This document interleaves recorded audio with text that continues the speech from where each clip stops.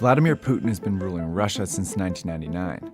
In that time, he shaped the country into an authoritarian and militaristic society. He successfully invaded two of Russia's neighbors and strengthened ties with Syria and Iran. He's intent on pushing back against the Western world order, and it appears to be working. Putin, Vladimir Putin, 17 years of the most powerful man in the world. To understand how one man could have such a powerful influence on this country, you need to go back to the chaos and corruption that gripped Russia after the fall of the Soviet Union. When the Berlin Wall fell, a 40-year-old Putin was working as an undercover spy in East Germany for the Soviet security agency, the KGB. The Soviet Union dissolved into 15 new countries, including the new Russian Federation. In Putin's eyes, Russia had just lost 2 million square miles of territory. He later called this a major geopolitical disaster of the century, lamenting that tens of millions of his co-patriots found himself outside Russian territory.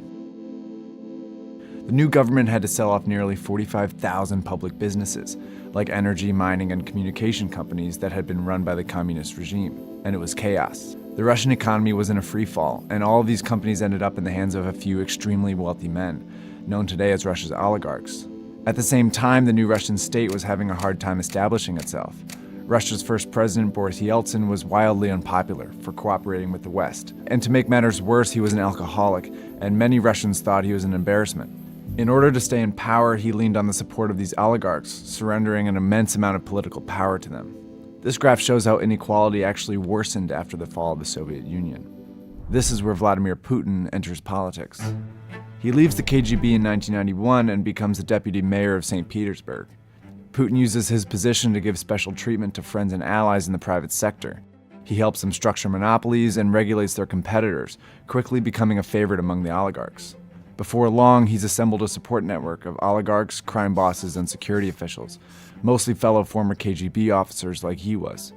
With their help, he rapidly ascends to the upper echelons of the new Russian state.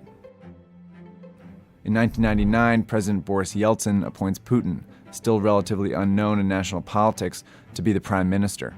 A fierce nationalist, Putin feared Yeltsin was letting the US dominate Russia and that NATO, the alliance that worked for decades to contain Soviet influence, would expand into the new liberated countries and surround Russia. Putin's goal then became to build a strong Russian state, one that would be both stable at home and capable of exercising more influence over its neighbors. And he quickly got his chance.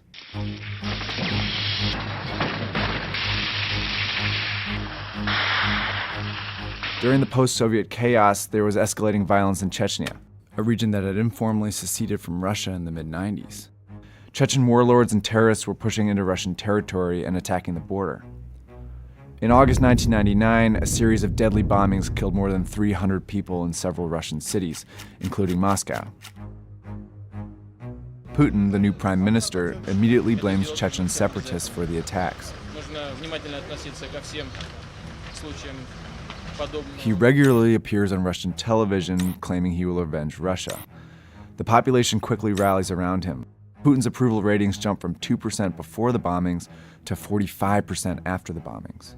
Journalists later uncovered evidence that suggests Russian security services could have been complicit in the Moscow bombings, perhaps knowing they would spark support for a strong man like Putin. But a closed-state investigation quickly quashed any dissenting theories. So Russia launches a popular and devastating war in Chechnya. The capital city of Grozny was leveled by Russian bombing, and some estimate close to 80,000 people died. And in less than a year, Russia successfully brings Chechnya back under its control. In December 1999, Yeltsin suddenly resigns, making Putin the interim president. In May, during the bloody campaign in Chechnya, Putin wins the presidential election. He begins to shape the Russian state to his vision.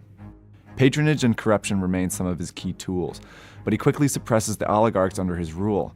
Those that support Putin are rewarded, those that don't are eliminated. Well, once Russia's richest man, imprisoned Kremlin critic and former oil magnate Mikhail Khodorkovsky was sentenced to 14 years in jail, this on a new conviction of embezzling oil. This is effectively a vendetta from Vladimir Putin for Khodorkovsky getting involved in opposition politics.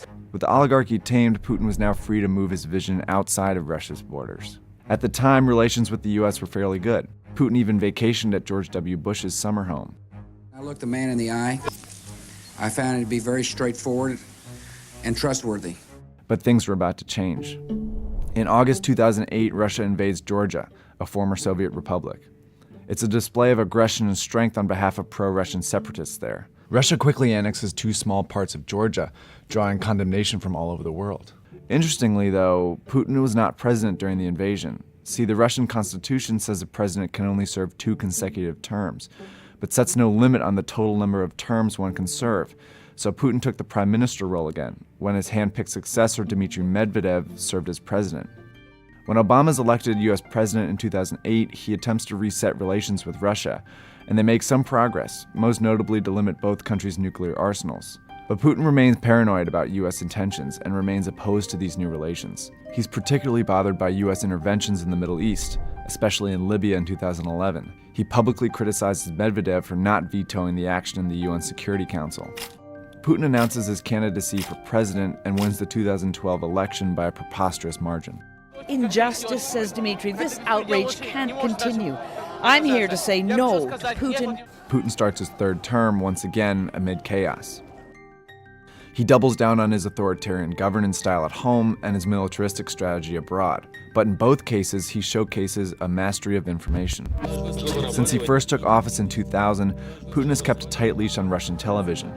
Essentially, all news outlets are state-owned propaganda machines. His regime decides which stories air and how, always depicting him as the strong Russian leader. In 2012, he cracked down on human rights and civil liberties, making clear there was no room for dissent in his Russia.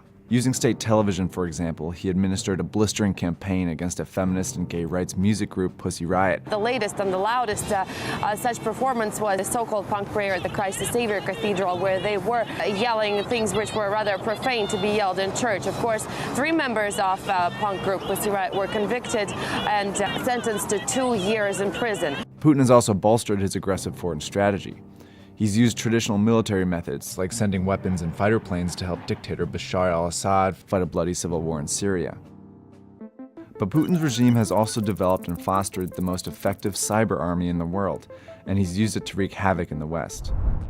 These hackers have stolen classified US information, hacked politicians' email accounts, even shut down Georgia's internet while Russian troops invaded, and of course, they tried to sabotage Hillary Clinton's presidential campaign in 2016. Russian hackers have also launched propaganda campaigns in support of right-wing candidates in Europe. With this, Putin hopes to exploit and deepen the political divide in Western democracies. In 2014, the Putin vision culminated in the targeting of Ukraine, another former Soviet country. Ukraine's president was opening up to the West, and Putin feared he would join NATO. So Russian hackers launched a propaganda campaign against him, stoking protests in the pro-Russia eastern part of the country. He then sent in disguised Russian troops, and before long, violence erupts. In goes the Russian military, and in early 2014, Putin annexes Crimea. He continues to support the fighting in Ukraine, and as of 2017, over 9,000 people have died. The world erupts in protests, but Putin doesn't give in. See, his aggressive foreign policy successfully weakens his neighbors while also rallying Russians around him. But he has done all of this at the expense of his own people. His invasions have prompted harsh sanctions from the West, barring Russian businesses from trading in Western markets. Russian currency has plummeted in value, and the energy industry that Russia relies on is collapsing. It's hard to imagine Russia can continue under these circumstances. But the election of Donald Trump brings new hope for the Putin vision. Trump's rhetoric has been notably soft on Russia. He could lift sanctions and weaken NATO, potentially freeing up space for Putin's Russia to become a dominant power once again.